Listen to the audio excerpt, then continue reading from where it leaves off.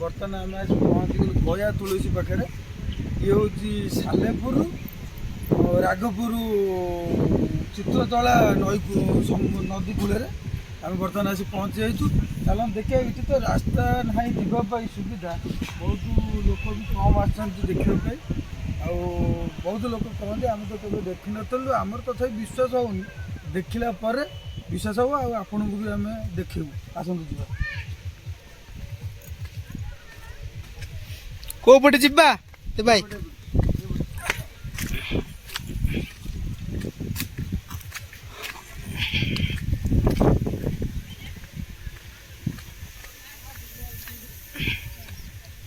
पूरा धान कियारी देखी जीवा पड़े आपन बर्तमान धान चाष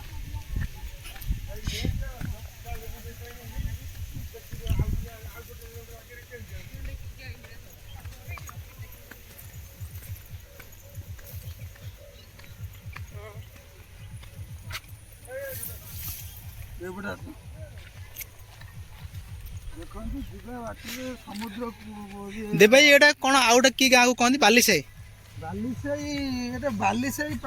बालीसाई राघपुर प्रकृत राघपुर माने जी माने प्रकृति जी आसबे एठी तो टिके पचारिबा आमे तो केते दिचा जण भी पचारिया पड़ो कहीं आप जानी पारे केबे भी।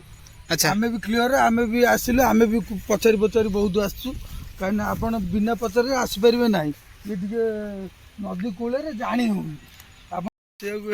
चित्रतला नदी कूल ये कौन चाष होबी कोबी चाष देखो बर्तमान चाष टाइम कोबी चाष पूरा बिल मझीरे ना दे भाई पूरा बिल मझीरे तो मत लगुच ये कहार बिलरे भी गछटी उठी देखा आमर भी विश्वास होनी लोक मैंने तो बहुत आम भी अलग चैनल भी देखीचु बहुत लोकंर जे प्रकृत तुलसी गछ देखा तो सत तुलसी कि मिछ तुलसी सेटा चला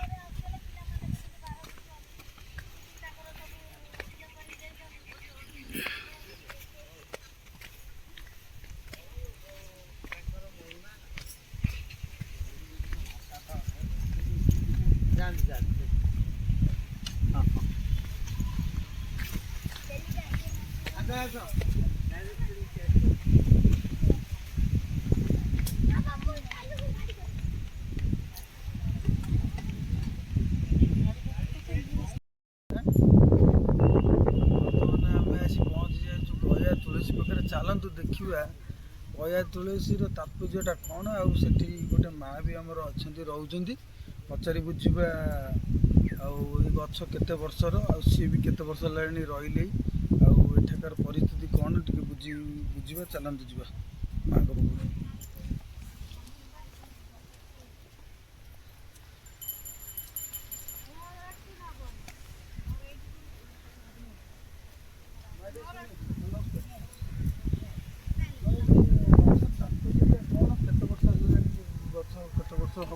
कौन आ गछ विषय आपण आमको कहते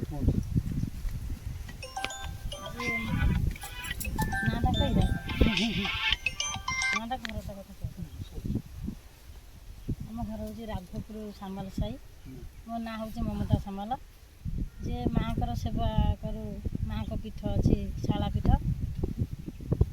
प्रभुंर निर्देश होती गछ केते वर्ष हम बापा मुझे पारिनी आमर नृसिंहनाथ बागा ठाकुर से निजे बाबा रूप में आसिकी मत गछ चिन्हट कर माँ ये 3 वर्ष हो 3 वर्ष हो गला आज्ञा जे मत कहले प्रभु जो आनी चिन्हट कले मुझे बाबा ये ठीक अच्छे मुझे जानी मत कहीं चिन्हट कर माँ ये हूँ सत्य जुगर तुलसी जे ये तुलसी की नहीं पूरी जीवु जगन्नाथ चचिका भेष हो सारा पर सुना भेष हे निर्देश तो हो गला कौन कर बाबा बर्तमान अच्छा बाबा निजे ठाकुर बा ठाकुर स्वप्नागत पूरा स्वप्नागत करते मत भी स्वप्न आनी गछ चिन्हट कले बुली बुलिकी जिते आम जा मंदिर में पहुँचीचु ठाकुर निजे पथर दिए जो पशिगले मोर बुद्धि पशिला जे तांकर सांपुल देते बेलपत्र तुलसी भी आम घर भी एवं थुआई आम परिवार भी देखी तथा मु कहली प्रभु ये पत्र तो बासुनी मो पिठी रे बाजा बाजी जीवन आरे हुंदी बासिला वाला को बासिब समिति की बासिबनी जे सेतिकी विश्वास अच्छी बोली ଆଜି ପ୍ରଭୁଙ୍କର ନିର୍ଦ୍ଦେଶ ମାନେ ପାଳନ କରି ଇଏ ଜାଗା ଉପରେ ଯେ ଭିକ୍ଷା କରିକି ମୁଁ ଆଙ୍କର ସେବା କରିକି ପୁରୀ ନେଇକି ଯାଇଛି 3 ବର୍ଷ କାଳ ଭିକ୍ଷା ବି କରେ ଯାହା ଭଲ ମନ୍ଦ ଭୋଗ ରାଗ ବ୍ରାହ୍ମଣ ସବୁ ଆସନ୍ତି ଏ ଗଛର ଏ ଯୋଉ ତୁଳସୀ ପତ୍ର ଯାଏ ପୁରୀ। ଆଜ୍ଞା ଯେ ଜଗନ୍ନାଥ ଚଚିକା ଶେଷ ହୁଅନ୍ତି ଯେ ଲୋକ ପଚାରୁଛନ୍ତି ଗୋଟିଏ ଗଛ କାହିଁ ପୂଜା କରୁଛ ଆଉ 4ଟି ଅଛି ଯାହା କୁହନ୍ତି ପଞ୍ଚ ତୁଳସୀ ଇଏ ଅଛଇ ଯେ ଇଏ ବି ଅଚ୍ୟୁତାନନ୍ଦ ମାଳିକାରେ ବି ଅଛି ଯେ ଶାରଳା ପାଖରୁ ଯେଉଁ ଭକ୍ତମାନେ ବି ଆସୁଛନ୍ତି ସିଏ ବି ପ୍ରମାଣ ଦେଉଛନ୍ତି।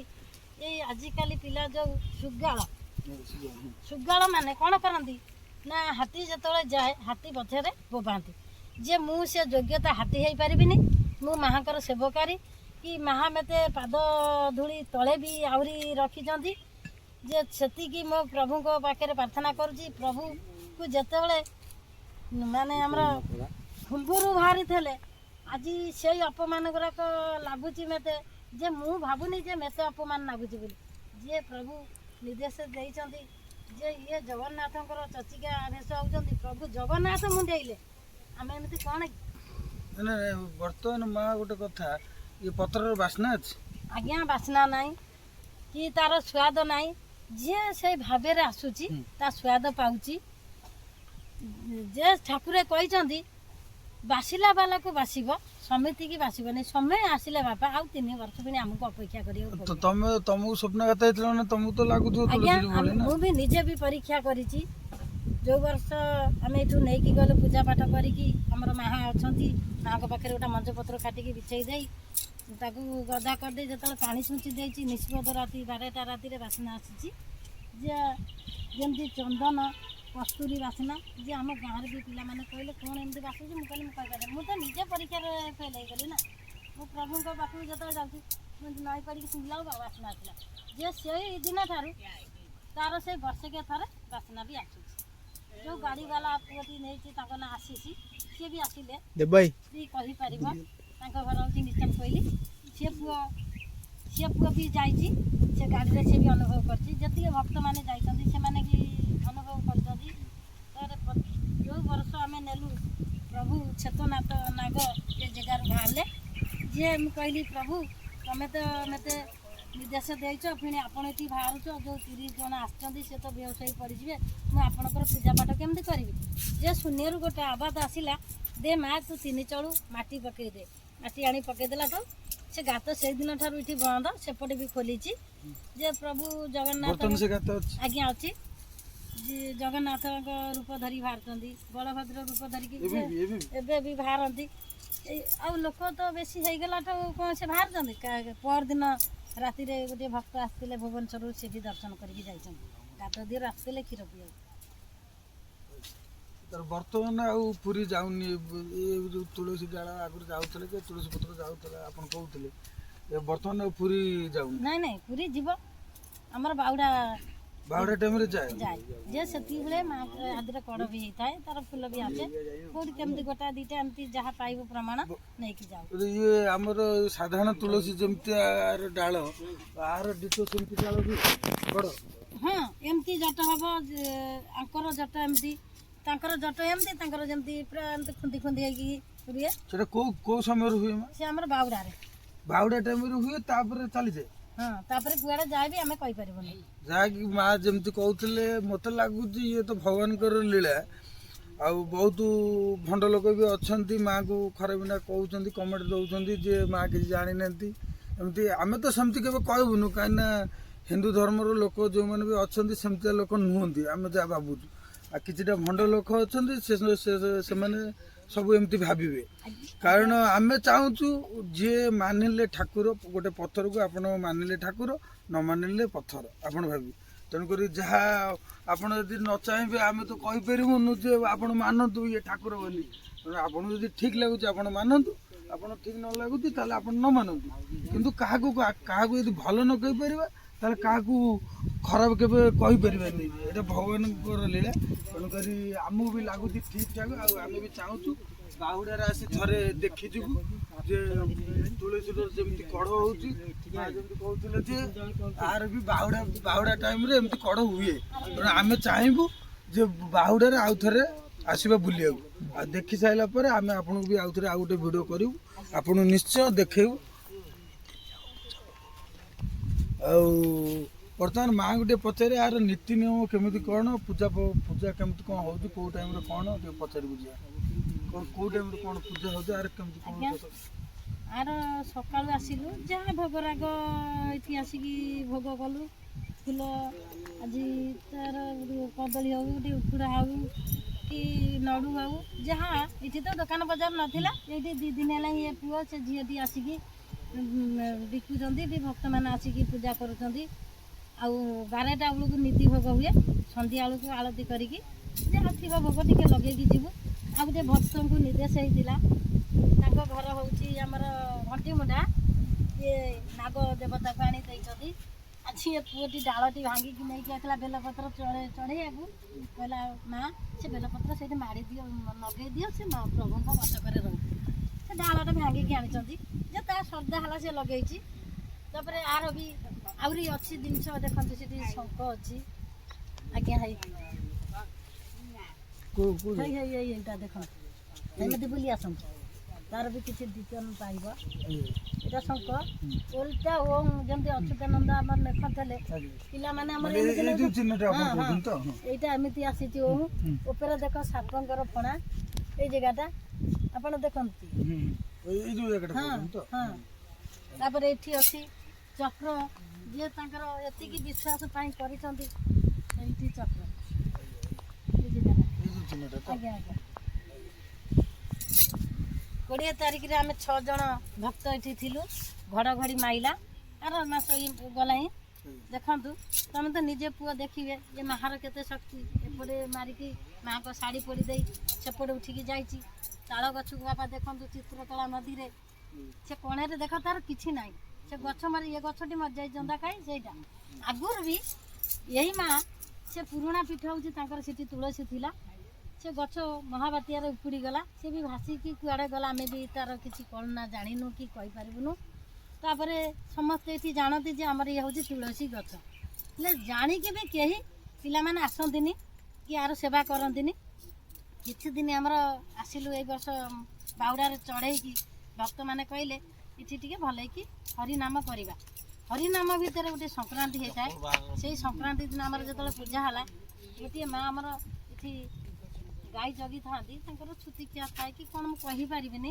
ସେ ମାଆଟା ଆସିଲା, ଏଇ ଯେଉଁ ଚାଖୁଣ୍ଡା ଗଛ ବାପା ଦେଖ ପଡ଼ିଛି ହଣା ହେଇକି, ଏଇ ଜାଗାରେ ଥିଲା। ଆସନ୍ତୁ, ଏଇଟା ତୁଳସୀର ନାଁ ବାପା ଆଙ୍କ ନାଁ ଯେ ଠାକୁର ସ୍ୱତନ୍ତ୍ର ମୋତେ ଚିହ୍ନେଇଛନ୍ତି ଆମର ନୃସିଂହ ଠାକୁରେ, ଯେ ଇଏ ହେଉଛି ଗୁପ୍ତ ଗଙ୍ଗା ତୁଳସୀ। ଏଇ ଯେଉଁ ଆମର ବାବା ମାନେ ଆସିକି ଏଠି ତାଙ୍କର ବୈଠକି କରିକି ଯେ ଆଙ୍କ ନାଁ ଦେଇଥିଲେ ଗୟା ତୁଳସୀ, ଯେ ଗୟା ତୁଳସୀ ବୋଲି ସମସ୍ତେ ଜାଣିଥିଲେ ବୋଲି ସେ ଗୟା ତୁଳସୀ କଥା କହୁଛନ୍ତି। ଇଏ ହେଉଛି ଆମର ଗୁପ୍ତ ଗଙ୍ଗା, ଇଏ ଗୁପ୍ତ ତୁଳସୀ, ଗୁପ୍ତ ଭାବରେ ଅଛି। ତାର ସମୟ ହେଲେ ସେ ଆପେ ଆପେ ବାସ୍ନା ଆସିବ, ଆପେ ଆପେ ତାର ସବୁ କିଛି ପ୍ରମାଣ ସେ ଦେବ। କାହିଁକି ନା ମୋର ଏତିକି ବିଶ୍ୱାସ ଅଛି, ଜଗନ୍ନାଥ ଠିକ୍ ମୋ ପାଇଁ ଅଛନ୍ତି, ଆମର ନୃସିଂହନାଥ ଅଛି, ଓଡ଼ିଶାର ଅଛି। ହେଲେ ବାପ ମା ଆମର, ତାଙ୍କର ଯେତେବେଳେ ଅସୁର ମାନେ ତାଙ୍କ ଲହ୍ୟ ଏ ଗଛ ଉପରେ ପଡ଼ିବ, ଏ ନିଶ୍ଚୟ ମହକ ଉଠିବ। ସେ ପୁରୀରେ ବସିଲେ ବି ମୋର ବିଶ୍ୱାସ ଅଛି ଯେ ଜଗା ଆମର ବାପା, ସେ ନିଶ୍ଚୟ ଆର ବାସ୍ନା ସେତିକି ଦେବ। ଯଦି ବାପା ଇଏ ବାସ୍ନା ହେଇଥାନ୍ତା, ବନ୍ଧ ଦିହରୁ ତ ଲୋକ ପଳେଇ ଯାଇଥାନ୍ତେ, ତାକୁ ଦର୍ଶନ କରିବାକୁ କିଏ ଆସିଥାନ୍ତା? ସେଇଟା ତ ନିଶ୍ଚୟ। ଯେ କାହିଁ ବାସୁନି, ବାସିବା କ'ଣ ବାପା ଖାଲି ସହଜ ପଡ଼ିଛି? କିଛି ସମୟ ଆହୁରି ବାକି ଅଛି, ଆହୁରି ବହୁତ କଷ୍ଟ ଭୋଗାଭୋଗି ବି ଅଛି। ଆମର ଯେତେବେଳେ କଳି ଶେଷ ହେଇନି, ସମସ୍ତେ କହୁଛନ୍ତି କଳି ଆମରି ଭିତରେ କଳି କେବେ ନଥାଏ, କଳି ଯୁଗ ନଥାଏ। କଳି ହେଇଛି କ'ଣ ପାଇଁ? ଯେ ଆମ ଲୋକମାନଙ୍କର ନେଇ ଭକ୍ତମାନଙ୍କର ନେଇକି କଳି ଯୁଗ। ସମସ୍ତେ କ'ଣ ବାପା ସତୀ ଅଛନ୍ତି? ଇଏ ହେଉଛି ମା, ଇଏ ଯୁଗ ଯୁଗ ପାଇଁ ସତୀ। ଆମେ ଯେଉଁ ନାରୀ ସମାଜରେ ଯେଉଁ ମା' ମାନେ ଅଛୁ, ଆମେ କ'ଣ ସତୀ ଅଛୁ? ଯେ ସିଏ ମା, ଆମେ ଜାଣିଛୁ ଯେ ଇଏ ମା ପ୍ରକୃତ ଆମ ପାଇଁ ସତୀ ନାରୀ। ଇଏ ହେଉଛି ଆମର ରୁକ୍ମଣୀ ମା। ସେପଟେ ମେଣ୍ଢ ଅଛି, ମେଣ୍ଢରେ ତାଙ୍କର ବେଦୀ ଅଛି, ଭୀଷ୍ମକୁଣ୍ଡିରେ ତାଙ୍କର ବିବାହର ହୁଏ, ସେ ବି ପ୍ରମାଣ ଅଛି। ମା ଏଇପଟେ ଗାଧେଇ ଯାଆନ୍ତି, ତାଙ୍କର ପାହାଚ ଅଛି, କୂଅ ଅଛି ଏ ଚିତ୍ରତଳାରେ। ଯେତେବେଳେ ଆସନ୍ତି ମା ଏ ଜାଗାରେ ପାଣି ଅର୍ପଣ କରିକି ସେ ଯୋଗ କରିକି ଯାଆନ୍ତି। ଯେ ଇଏ ହେଉଛି ଆମେ କହୁଛ ସତ୍ୟ ଯୁଗର ତୁଳସୀ ବୋଲି ପ୍ରଭୁ ନିର୍ଦ୍ଦେଶ ଦେଇଛନ୍ତି। ଇଏ ହେଉଛି ବିଷ୍ଣୁ କ୍ଷେତ୍ର। ବିଷ୍ଣୁ ନଥିଲେ ତୁଳସୀ କେଉଁଠି ଥାନ୍ତା? ବିଷ୍ଣୁ ତାଙ୍କୁ ମୁଣ୍ଡେଇଛନ୍ତି ଏଠି ଫ୍ୟାନ୍ ନଥିବ ବୋଲି ଆମେ କେମିତି ପ୍ରମାଣ ନେବା? ଆମର ବିଶ୍ୱାସ ଅଛି ଯେ ଏଠି ନିଜେ କୃଷ୍ଣ ଆଦିର ଅବତାର ନେଇଛନ୍ତି, ଯେ ଆକୁ ମୁଣ୍ଡେଇକି ମସ୍ତକରେ ରଖିଛନ୍ତି।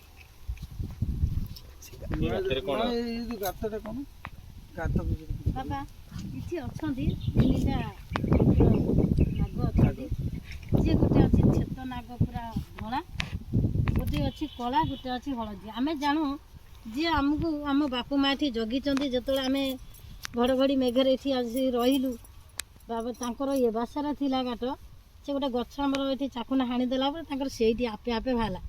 ଆଉ ଗୋଟିଏ କଥା, ଇଏ ଯେଉଁ ସାରା ଗଛଟି ଉଠିଛି, କେତିକ ଲୋକ ପ୍ରଶ୍ନ ପଚାରୁଛନ୍ତି ଯେ ସେ ତ ତୁଳସୀ, ସାରା ଗଛ କାହିଁ ଉଠିଛି? ଆମେ କ'ଣ ସାରା ଗଛ ଲଗେଇ ଦେଇଛୁ? ସେ ତାର ଆପେ ଉଠିଛି। 4 ମାସ ଭିତରେ 3 ମାସ, ଗୋଟିଏ ମାସ ଯାଇଛି, 3 ମାସ ଭିତରେ ଏତେ ବଡ଼। ଏପଟେ ଯେଉଁ ଅଛି ଦେଖନ୍ତୁ ବାବା ନିମ, ତାର 4ଟା ସଂକ୍ରାନ୍ତିରେ ଏତେ ବଡ଼, 5 ଯାକେ ଯାଇନି। ଏଇ 5ଟାରେ ଯାହା କେଉଁ ଯାକେ ଯିବ ଯିବ, ଆମେ ବି କହିପାରିବାନି। ଯେ ଜଗନ୍ନାଥ ବାହାରୁଛନ୍ତି ଗୋଟିଏ ଦାରୁରେ 1000 ନିମ ଅଛି, ଆମେ କ'ଣ 1000 ନିମକୁ କହିପାରିବା ଠାକୁର ଅଛନ୍ତି? ୟାର ସେମିତି ରୂପ ଅଛି 5ଟା ଗଛ। ଲୋକ ପଚାରୁଛନ୍ତି ମତେ ଯେ ଏ ଗୋଟାଏ ଗଛ କାହିଁ ପୂଜା ହେଉଛି, ଆଉ 4ଟା କାହିଁ ପୂଜା ହଉନି? ତା ସମୟ ହେଲେ ସେ ପୂଜା ହବ। ପ୍ରଭୁ ବାହାରୁଛନ୍ତି ଆଜ୍ଞା ଆଜ୍ଞା ଆମେ ଦେଖିଛୁ, କ୍ଷୀର ବି ଦିଆ ହୁଏ। କେତେବେଳେ ବାହାରନ୍ତି? ବାବା ସେମିତି କ'ଣ ତାର ଆଉ ଯେତେବେଳେ ଦେଖିନି ଭକ୍ତମାନେ ଆସିଲେ, ଆମେ ଆସିଲା ବେଳକୁ ଠାକୁର ମାଉସୀ ଇଏ କ'ଣ? ସିଏ ହଉଛି ନାଇଁ ନାଇଁ ନାଇଁ ସେଇ ଯୋଉ ଏତେ ବଡ଼ ଚେମ୍ପିୟନ ବଳ, ଏତେ ବଡ଼ରେ ସେ କାହିଁ ସେ ରୂପରେ ଠାକୁର ରୂପରେ ନା ସବୁ କିଏ ଜାଣିଥିବ? ଆରେ ବାପା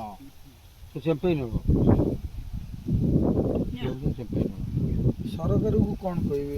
ସରକାରକୁ ଯେ ଆମର କରୁଛୁ ଯେ ତାଙ୍କୁ ଯେ ଏଠି ରାସ୍ତା ନାହିଁ ଭକ୍ତମାନେ ଆସିବାକୁ ମାଆଙ୍କ ପାଖକୁ, ଗୋଟିଏ ଟ୍ୟୁବୱେଲ୍ ନାହିଁ ଯେ ପାଣି ପିଲାମାନେ ଯେଉଁ ଭକ୍ତମାନେ ଆଉଛନ୍ତି ପିଇ ପାରୁନାହାନ୍ତି, କି ଟିକେ ଗୋଡ଼ ଧୋଇକି ମାଆଙ୍କୁ ନମସ୍କାର ହେବା ପାଇଁ ବି ଏଇଟା ହେଇପାରୁନି। ଆମେ ବି ଯାଇ ସେପଟରୁ ପାଣି ନେଇକି ଆସୁଛୁ, ଏଠି ରୋଷେଇବାସ କରୁଛୁ, ପାଣି ବି ଷ୍ଟକ୍ ରଖୁ। ସଂକ୍ରାନ୍ତି ଯେ ଭକ୍ତମାନେ ଆସନ୍ତି ପିଅନ୍ତି, ଆମର ବି ଏଠି ପୂଜା ପାଠ ହୁଏ। ଆଉ ଏ ଯେଉଁ ମେଘ ଘଡ଼ଘଡ଼ି ହେଉଛି, ସେ ସରକାରୀ ଯଦି ଚାହିଁବେ ତାଙ୍କର ଏଠି ଜାଗାଟି ଅନାବାଜି ଅଛି, ଯଦି ବାହାର କରିକି ପୋଖରୀ କୋଉଠି ଘର କରିଦେବେ, ଭକ୍ତମାନେ ବି ଆରାମରେ ଜାଗାଟା କ'ଣ ମାନେ ଗଭର୍ଣ୍ଣମେଣ୍ଟ ଜାଗା? ଗଛର କେତେ ଫୁଟ ହବ ଗଛ? ଅନୁମାନରେ ହେଇଛି 8 ଫୁଟ ହବ।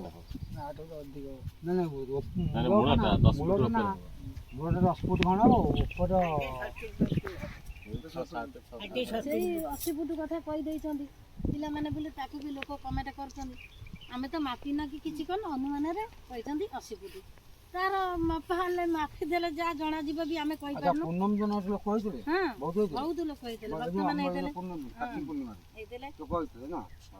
ତାପରେ ଆଉ ଗୋଟେ ଭକ୍ତ ତାଙ୍କ ଘର ଯାଇକି ମୟୂରଭଞ୍ଜ ନା କ'ଣ ସେ କଟକରେ ଅଛନ୍ତି, ମାଆଙ୍କର କେତିକ ସେବାର ଜିନିଷ କାଲି ଆଣିକି ପାଲ 3ଟା ସବୁ ଗୋଟିଏ ମା ଦେଇ ଯାଇଛି, ଯେ ବାସନ ଠାକୁରଙ୍କର ଯେତିକ ସାଜ ସେ ସବୁ କାଲି ଦେଇକି ଯାଇଛନ୍ତି।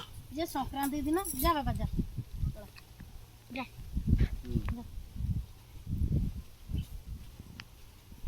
ସଂକ୍ରାନ୍ତି ଦିନ ଆମର ହୋମ ଯଜ୍ଞ ହେଉଛି, ନନାମାନେ ସବୁ ସଂକ୍ରାନ୍ତି ନନା ଆସି ହୋମ କରନ୍ତି। ସେ ପୁଅଟି ଆସିକି ତାଙ୍କର ସବୁ ସେବା କଲେ, ଠାକୁରଙ୍କର ପୂଜାପୂଜି କଲେ। ସିଏ ବି ମାଆଙ୍କର କିଛି ବାସନ ସବୁ ଦେଇ ଯାଇଛନ୍ତି। ଏଠି ତ ମେଲା ଘର ଦେଖୁଛ, ରଖିବି କ'ଣ? ଆଜିକାଲି ମଧ୍ୟ ନେଇଯିବ ସେ ସଂକ୍ରାନ୍ତି ଦିନ ସବୁ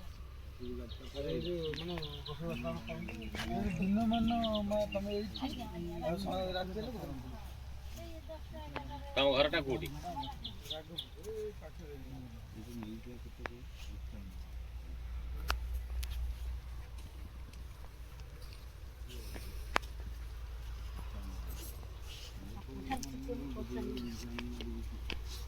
ଯାହା ଲାଗିବ ପତ୍ର ପଡୁନି। ପାକଳା ପତ୍ର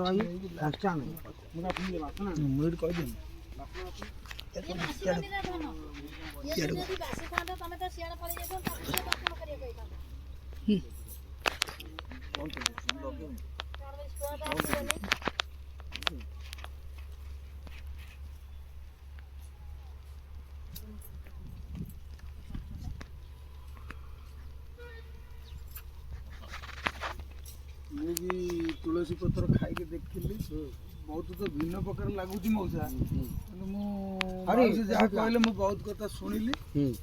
ଆଉ ମୁଁ ଏତିକି ସରକାରଙ୍କୁ କହିବି ଯେ ସରକାରର ଯେଉଁ କର୍ମକର୍ତ୍ତା ସବୁ ଅଛନ୍ତି ଆସି ଦେଖନ୍ତୁ, ଆପଣ ଯଦି ଠିକ୍ ଲାଗିବ ତାହେଲେ ଆପଣ ମାଙ୍କ ପାଇଁ କିଛି କରିବେ, ଆଉ କଲେ ବହୁତ ଲୋକ ବି ଉପକୃତ ହେବେ। ଆଉ ମାଙ୍କର ଯେତିକି ମହିମା ଅଛି ଆମେ ଦେଖିଲୁ, ଆଉ ଆମକୁ ତ ଠିକ୍ ଲାଗୁଛି। ଆଉ ମା ଯେମିତି କହୁଥିଲେ ଯେ ବାହୁଡ଼ାରେ ଆର କଢ଼ ଆସେ, ତୁଳସୀ ପତ୍ରର ତୁଳସୀ କଢ଼ ଆସେ। ଆଉ ଦେଖିବା ବାହୁଡ଼ାର ଦିନ ଆସିବି ଦେଖିଯିବେ। ଆଉ ମଉସାଙ୍କୁ ପଚାରିବା, ମଉସା ତ ଆସିଛନ୍ତି ଦେଖିବା ପାଇଁ, ମଉସାଙ୍କୁ ଠିକ୍ ଲାଗୁଛି କି ଟିକେ ଭୁଲ ଲାଗୁଛି ମଉସା କହିବେ। ମଉସା ଆପଣଙ୍କୁ କ'ଣ ଲାଗୁଛି? ଠାକୁର ପୂଜା ହଉଛନ୍ତି, ଗଛଟା ପୂଜା ହଉଛି, ଏଭଳି ଗଛ ବି ଆମେ କୋଉଠି ଦେଖିନୁ। ତେଣୁ ନିଶ୍ଚିତ କିଛି ଗୋଟେ ଶକ୍ତି ନଥିଲେ ବି ଜଣେ କାହିଁକି ପୂଜା କରନ୍ତି, ଲୋକ ଏଠିକି ଆସନ୍ତି। ତେଣୁ ଏ ଧାମର କିଛି ମହାତ୍ମ୍ୟ ଅଛି।